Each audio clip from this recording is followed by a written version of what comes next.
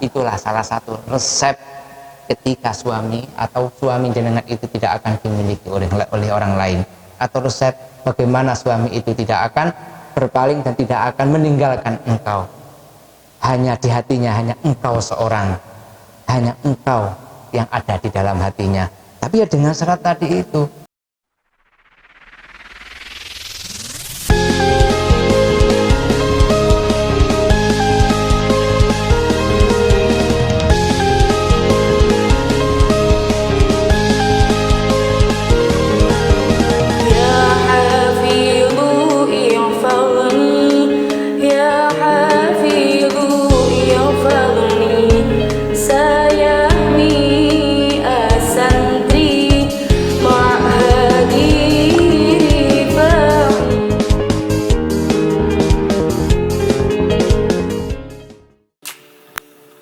Pemirsa yang dirahmati Allah dimanapun Anda berada, selamat datang di channel kami Al-Rifai 1 dalam acara pengajian rutinan Ngaos Sareng Ustaz yang akan menyuguhkan berbagai kajian kitab kuning mulai dari fikih, akhlak, tafsir, dan hadis.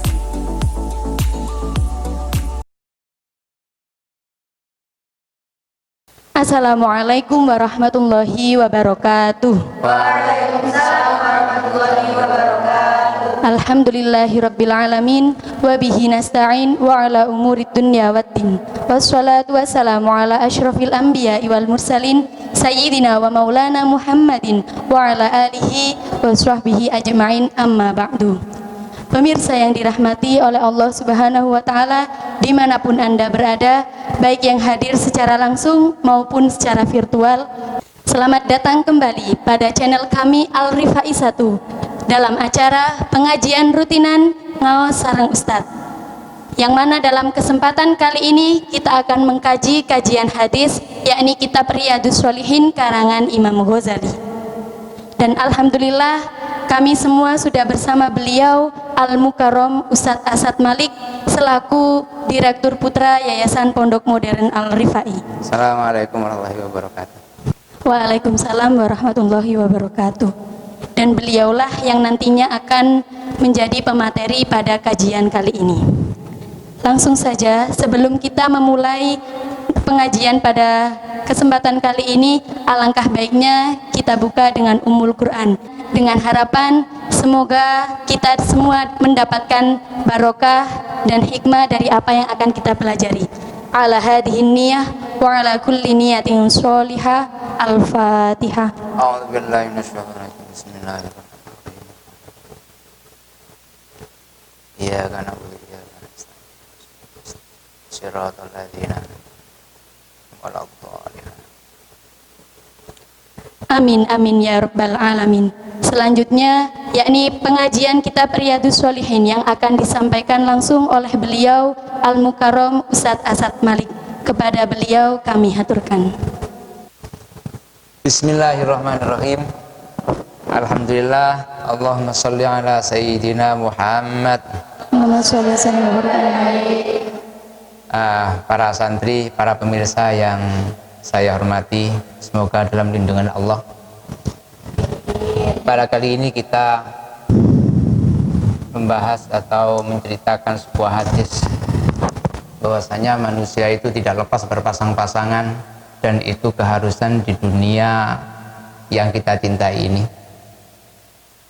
Terlebih seorang manusia tidak bisa tanpa sendiri, dan dia itu harus bersama dengan orang lain. Dengan adanya berpasangan, itu salah satu di antara populasi yang harus kita jaga di dunia ini, karena kita seseorang yang mendapatkan mandat dari Allah sebagai khalifah di muka bumi ini. Salah satunya di antara yang tersirat di dalam hadis bahwasanya hak dari seseorang itu bermacam-macam. Saya kali ini hanya akan membahas menceritakan sebuah hadis yang unik dan yang sangat unik menurut saya. Tapi hadis ini banyak orang mengatakan itu tertuju kepada seorang perempuan, tapi faktanya tidak. Kalau kita pelajari yang sebenarnya. Salah satunya yang ada di dalam kitab Riyadhus Shalihin. An Abi Hurairah radhiyallahu anhu, diceritakan dari Abi Hurairah. Abi Hurairah itu sahabat yang unik. Ini uniknya Abi Hurairah. Qala Rasulullah sallallahu alaihi wasallam. Nabi bersabda begini.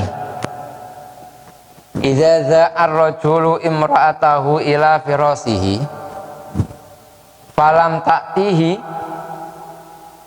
ketika seorang laki-laki atau suamimu, nah ini suami, jenengan yang sudah punya suami alhamdulillah, nah, camkan hadis ini, yang belum mudah-mudahan dapat jodoh secepatnya.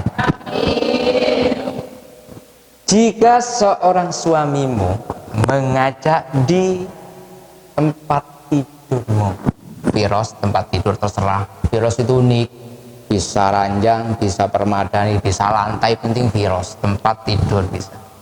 Falam ya'tihi, dan tidak memenuhinya, fabata ghadbanan 'alaiha, dan suamimu marah semalaman, maka la'anat hal malaikatu hatta tasbah.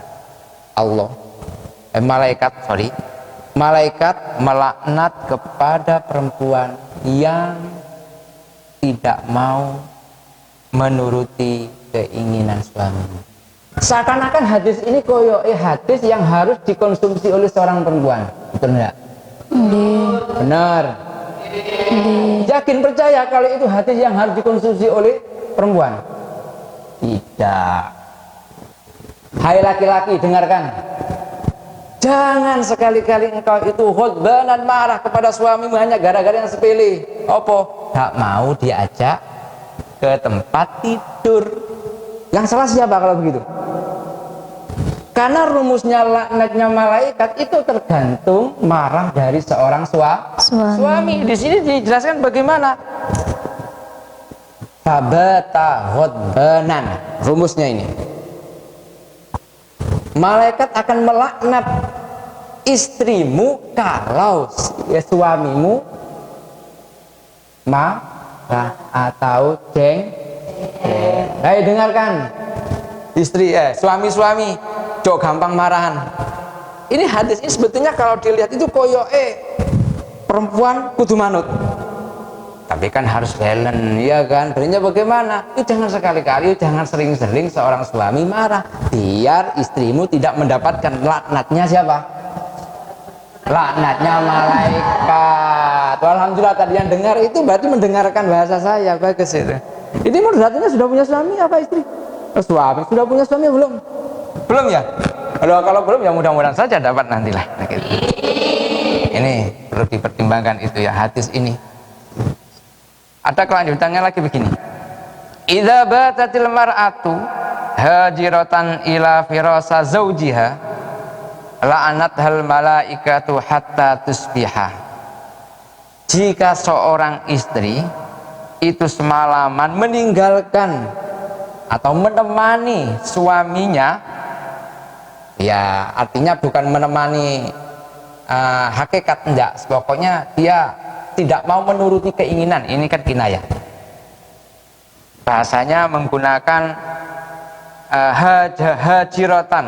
Hajiratan itu berarti dia pelaku yang tidak mau menuruti. Pelaku tidak mau menuruti keinginan dari suaminya. Maka malaikat itu akan melaknat sampai pagi hari. Ini redaksi yang berbeda. Hajiratan menggunakan isim fa'il. Kalau menggunakan isim fa'il di situ tidak ada rumus si suami dalam keadaan marah, enggak. Berarti yang bikin marah itu bukan disebabkan dari suami, tapi istrinya marah sakarepe dhewe. Nah, ini juga bahaya. Loh, kalau hadis ini pas sekali bagi seorang istri yang di situ enggak ada sebabnya marah. Biasa enggak seorang istri itu marah enggak ada sebabnya langsung marah gitu pada suaminya? Ada enggak? Ada enggak, Mbak? Kira-kira ada ya? Jenengan yang belum tahu kok sudah tahu? Yang mudah-mudahan saja lah nanti jodohnya dekat gitu. Cakep, gimana Mbak? Cakep, soleh, sesuai dengan yang diinginkan, pintar pisan. Nah itu enggak apa-apa itu. Ini kalau ini pantas juga. Wa fi riwayatin, ada yang meriwayatkan lagi, qala Rasulullah sallallahu alaihi wasallam, wallazi nafsi. Ini bahkan menggunakan bahasa sumpah, wallazi, demi dat, saya bersumpah dengan dat, saya bersumpah dengan Allah sang penciptakan, begitu. Nafsi biyadihi, ruhku ada tanya beliau. Ma min rajulin yad'u imra'atahu ila firasihi fata'ba alaihi. Ini redaksi yang mirip dengan hadis yang pertama tadi. Tidak ada bagi seorang suami mengajak istrinya mengajak ke kamarnya atau bahkan ke firasnya, dan si istri itu melarang tidak mau. Fata'ba, bahasanya bahasa gaulnya apa? Nentol apa bagaimana itu, Mbak? Situlah. Illa kana alladhi fis sama'i sakitan 'alayya hatta yarda 'alaiha, kecuali makhluk yang ada di langit itu sama murka, marah kepada istri yang tidak mau menuruti keinginan dari sang suami. Ada beberapa faedah di dalam tiga hadis tadi itu. Salah satunya adalah satu, memang secara teks hadis ini menjelaskan taatnya istri itu wajib kepada suaminya walaupun dalam keadaan apapun. Satu itu hikmah. Selama dari si istri itu tidak ada uzur. Orang itu kan wajib, seperti sebagaimana orang itu sholat itu kan wajib. Dan wajib itu harus dilaksanakan selama tidak ada uzur. Sama halnya dengan kewajiban seorang istri wajib menuruti keinginan suami selama tidak ada uzur. Uzur, lah ini harus digarisbawahi, uzur, selama tidak ada uzur. Dan jangan sekali-kali seorang istri itu beralasan sing ini, sing gitu, itu namanya beralasan. Uzur ini yang uzur memang sekiranya syar'i. Salah satunya diantaranya yang memang mereka tidak bisa atau sakit. Uzur itu memang alasan bagi seorang istri, dan istri itu juga berpikir tidak semuanya itu uzur diperbolehkan. Artinya uzur yang diperbolehkan itu apa? Uzur yang sifatnya syariat, sifat-sifatnya yang memang uzur seperti tidak, yang memang dia dalam datang bulan atau bagaimana, itu namanya uzur. Kalau uzur yang dibuat alasan, yang sakit padahal tidak sakit, pura-pura sakit, yang capek itu apakah sebagai alasan? Tidak bisa. Capek itu bukan sebuah alasan. Makanya wajib bagi seorang istri menuruti keinginan suami selama dia itu tidak ada uzur. Ini salah satu di antaranya. Kenapa? Ini lagi. Kenapa Allah itu kok murka kepada istri, yang mana istri itu tidak mau mengikuti keinginan sang suami? Oh sih, Mbak. Ini loh. Kenapa sih kok murka? Sejauh kok begitu dahsyatnya, hanya gara-gara murka saja itu kok Allah murka kepada sang istri. Ya wajar loh ya, bayangkan saja. Sama enggak tahu enggak ketika ijab, seorang suami itu berani rela mengatakan qabil tu nikah di hadapan sang walinya, itu pertaruhannya adalah apa, Mbak? Pertaruhannya adalah harga diri, jiwa, pahala, dosa dari semuanya ditanggung oleh sang suami. Pertaruhannya itu ketika sudah qabil tuh, tanggung jawab segala-galanya itu diberikan, ditimpakan kepada sang suami. Makanya wajar Allah itu membela betul atas murkanya seorang suami karena tidak mengikuti aturan atau tidak mengindahkan keinginan dari sang suami. Wajar, kalau menurut saya itu sangat wajar sekali. Sehingga ketika seorang istri itu hanya tidak mau saja, bahayanya besar. Apa? Laknatnya Allah. Nih, banyak sekali. Salah satu di antara yang manfaat atau hikmah di balik hadis itu apa? I'radu zaujatin an zaujiha qul yusabbibu iqa az-zauji fil maksiyat. Lek sampai gak dituruti, khawatir suaminya berbuat jelek. Apa? Ya mungkin dia itu pacaran dengan orang lain. Gara-gara apa? Gara-gara apa? Jenengan mau suami jenengan itu pacaran dengan orang lain? Pilih mana? Suamimu hanya untukku seorang atau suamiku bisa untuk orang lain? Ayo jawab kalau yang benar. Pilih mana? Suamiku untukku seorang atau suamiku untuk orang lain? Untuk seorang. Nah, kalau untuk seorang, maka hanya jawaban cuma satu. Turutilah keinginan dari sang suami. Cuma gitu saja, aman wis aman. Anda itu hikmahnya besar, enggak dilanat oleh malaikat, Allah akan ridho kepada kamu dan juga menolong kemaksiatan yang biasa dikerjakan oleh sang suami. Pahalanya besar enggak? Besar betul itu. Hei kalian yang masih jomblo, hati-hati itu ya. Yang sudah punya suami, hati-hati, turutilah. Ben enggak apa? Iya, biar enggak diambil oleh orang lain. Sebetulnya diambilnya suamimu, diambil oleh orang lain itu gara-gara siapa? Ya gara-gara kamu sendiri. Kenapa kau gak menuruti? Lah kan gitu ya. Nah ini salah satu di antaranya. Salah satu di antara hikmah dari yang saya jelaskan tadi itu di antaranya adalah kelanggengan. Seseorang menikah itu tidak mungkin 1 tahun 2 tahun, iya enggak? Ada yang kepingin menikahnya 1 tahun 2 tahun? Wah rugi, iya kan? Menikah saya adalah pertama dan yang terakhir. Menikah saya hanya 1 dan itu selama-lamanya, iya kan? Nah, itu diantaranya adalah ini keinginan, pokoknya mengikuti keinginan dari sang suami. Sehingga kalau kita itu sangat balance dengan sang suami, kita itu insya Allah menjadi keluarga yang baik, keluarga yang harmonis, nggak ada percekcokan, nggak ada alasan untuk suami itu menikah lagi. Bagaimana mau menikah lagi? Kita sudah mengikuti aturannya sang suami, kita sudah memberikan segala-galanya kepada sang suami, nggak ada alasan untuk suami menikah lagi. Itulah salah satu resep ketika suami atau suami jenengan itu tidak akan dimiliki oleh orang lain, atau resep bagaimana suami itu tidak akan berpaling dan tidak akan meninggalkan engkau. Hanya di hatinya hanya engkau seorang, hanya engkau yang ada di dalam hatinya. Tapi ya dengan syarat tadi itu, mengikuti usmanuto, selama tidak ada unsur maksiat di dalam keinginan atau perintah dari sang suami, ikuti aja. Insya Allah itu yang terbaik. Gitu. Dilanjutkan hadis an Abi Hurairah radhiyallahu anhu. Aidon anna Rasulullah sallallahu alaihi wasallam la yahillu limraatihi, tidak halal bagi seorang perempuan yang statusnya istri. Awas, bukan statusnya perempuan. Ada perempuan yang tidak punya status. Apa? Statusnya masih jomblo. Itu bebas.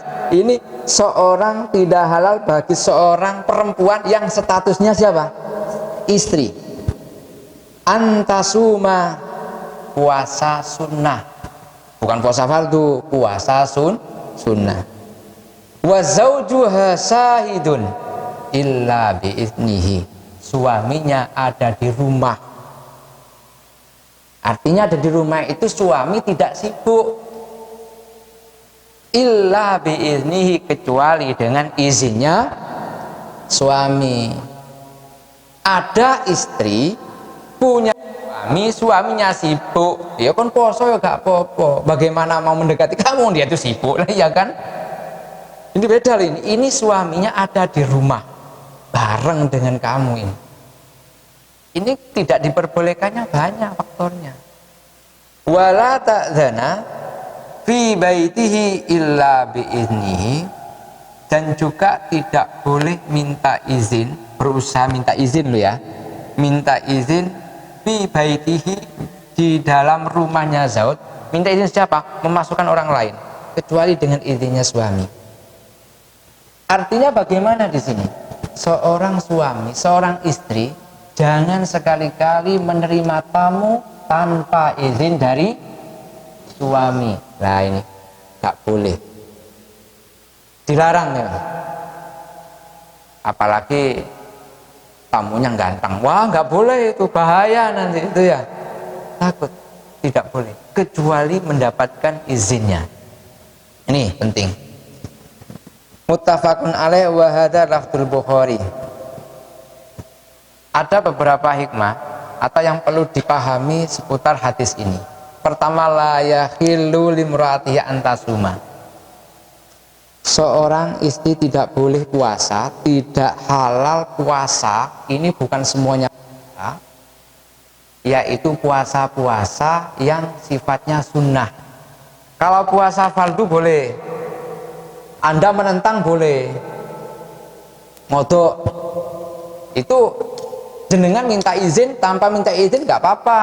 Kenapa? Karena qadha itu menempati tempatnya fardu. Kalau mau puasanya minta izin, tapi ketika sudah puasa tidak boleh dibatalkan, walau toh oleh sang suami tidak diperbolehkan. Contoh, Anda kan sebelum puasa kan niat sholat, niat puasa qadha Ramadan, yang harus minta izin sebelum puasanya. Tapi kalau sudah puasa, berarti sudah siang, nggak boleh dibatalkan. Kenapa? Karena puasa Anda itu sama hanya dengan puasa fardu, puasa Ramadan, nggak boleh. Berdosa kalau sampai dibatalkan. Karena yang diganti itu adalah puasa fardu. Kalau puasa sunnah harus minta izin. Kok kadung sudah puasa, suaminya wis batalkan? Kenapa? Taat kepada suami hukumnya fardu, sedangkan melaksanakan puasa sunnah hukumnya sunnah. Yang dimenangkan fardu dan mengalahkan sunnah. Itu Pak Moderator. Nah, kan kamu kan sebentar lagi kan puasa ya, puasa sebentar lagi kan menikah ya kan ya. Iya. Ini salah satu di antaranya itu. Terus yang perlu dipahami lagi adalah wa zaujuha sahidun. Suaminya itu ada di rumah, ada. Bareng dengan kamu, bareng dengan istri, gak sibuk. Beda ada suami tapi dia sibuk, ya beda lagi. Dia tidak mungkin akan mengajak kamu seperti itu, enggak, tidak mungkin. Lah ini lafaz tadi itu sebetulnya itu diperuntukkan kepada sang suami, yang mana sang suami itu ojo gampangan melarang. Makanya mudah-mudahan saya berdoa kepada kamu sekalian dan juga pemirsa yang mendengarkan saya ini, carilah suami yang tidak gampang melarang kepada sang istrinya. Ya, biasanya itu anak-anak santri. Ya, mudah-mudahan kamu dapat orang santri saja ya. Nah, iya, unik orang santri itu, Mbak. Santri itu hebatnya satu, apa? Dia itu percaya dan begitu menghormati dan begitu menjaga sifat Allah atau Allah yang tidak kelihatan, itu begitu dijaga. Apalagi kamu yang kelihatan, istrinya pasti dijaga lah ya kan. Itu selebihnya seorang istri itu. Jadi kalau menurut saya, mudah-mudahan kamu ajalah semuanya, pemirsa dan yang lainnya, ini mendapatkan suami yang sesuai dengan yang diinginkan, lebih-lebih santri, dan santrinya hebat, pinter, dan wah semuanya lah. Nih. Dan juga ini wala ta'zana itu bahasanya begini, jangan sekali-kali seorang istri itu menerima tamu yang mana tamu itu selain mahram kita, lebih-lebih yang tidak diizini oleh suamimu. Jangan, karena itu berbahaya. Karena hak dari seorang istri itu harus mendapatkan ridho dari sang suami di dalam hal segala apapun, bahkan wajahmu, bahkan kamu itu milik semuanya, milik dari istri, dari suami kamu, semuanya. Makanya ada keterangan lagi, seorang istri itu semuanya harus ditutupi, hanya untuk suaminya sajalah bisa dibuka. Kan gitu kan ya. Sebelumnya lagi banyak ini manfaat dari ini musim corona ini kan manfaatnya besar betul. Mereka itu pakai apa, Mbak? Pakai masker. Manfaatnya apa? Sedikit mengurangi syahwat, sedikit maksiat, pakai masker. harus jaga jarak. Manfaatnya besar apa? Anggap saja la taqrabu zina. Lah ya kan gitu loh. Makanya itu baiknya itu. Ya, dari hadis-hadis yang saya jelaskan tadi itu mungkin ada sedikit yang tidak sesuai dengan keterangan saya, keterangan kami, dari semuanya, dari jenengan atau dari siapapun yang mendengarkan, bisa nanti langsung tanya kepada kami atau bagaimana. Itu saja ya. Kami serahkan dan saya kembalikan lagi kepada moderator, mungkin ada yang bisa saya jelaskan lagi. Terima kasih kami haturkan. Untuk acara selanjutnya yakni kami membuka sesi interaktif yang mana saya akan menampung 2 pertanyaan dari para audiens yang akan dijawab langsung oleh beliaunya. Ada yang mau ditanyakan? Silahkan mengangkat tangannya. Nggih, saya memilih Mbak yang pakai kacamata nggih. Yang pertama, silahkan. Kalau misalkan yang memiliki hak rumahnya itu seorang istrinya, bukan seorang suaminya. Oh gitu aja. Jadi Mbak siapa Mbak? Mbak siapa namanya? Mbak Fasya, Oh Mbak Fasya. Rumahnya mana? Kalimantan. Oh Kalimantan. Ya nanti kalau sampean cari suami yang kaya biar enggak suami kamu itu nampung di rumah kamu. Gini Mbak ya. Sebetulnya pasangan suami istri itu apakah harus di rumahnya suami atau harus ada di rumahnya istri, itu tidak jadi masalah. Hanya saja hak dari seorang suami itu harus memberikan rumah. Memberikan rumah itu kan kalau mampu. Tapi sebetulnya kewajiban memberikan rumah itu ya sang suami. Kok dilarang, kok ketepatan suaminya itu gak punya uang atau kiri yang dicontohkan tadi itu. Akhir dan yang kaya suami, yang kaya itu istrinya.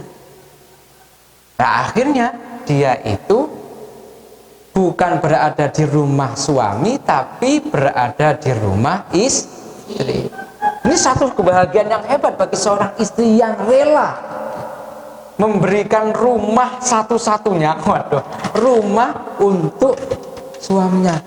Ini perlu diakui jempol dari seorang suami, dari seorang istri, ini hebat. Nah, di dalam hak ini bahwasanya harus mengikuti keinginan dari sang suami itu tidak jadi masalah, entah itu ada di rumahnya suami atau ada di rumahnya istri, bebas Mbak, bukan masalah itunya, tapi hak jenengan harus mengikuti sam'an wa ta'atan kepada sang suami, gitu, tidak jadi masalah ya. Makanya jenengan harus berdoa sekarang ya, berdoa ya Allah mudah-mudahan suami saya ini orang yang kaya, yang tidak ada ketergantungan dengan kekayaan saya lah, gitu loh.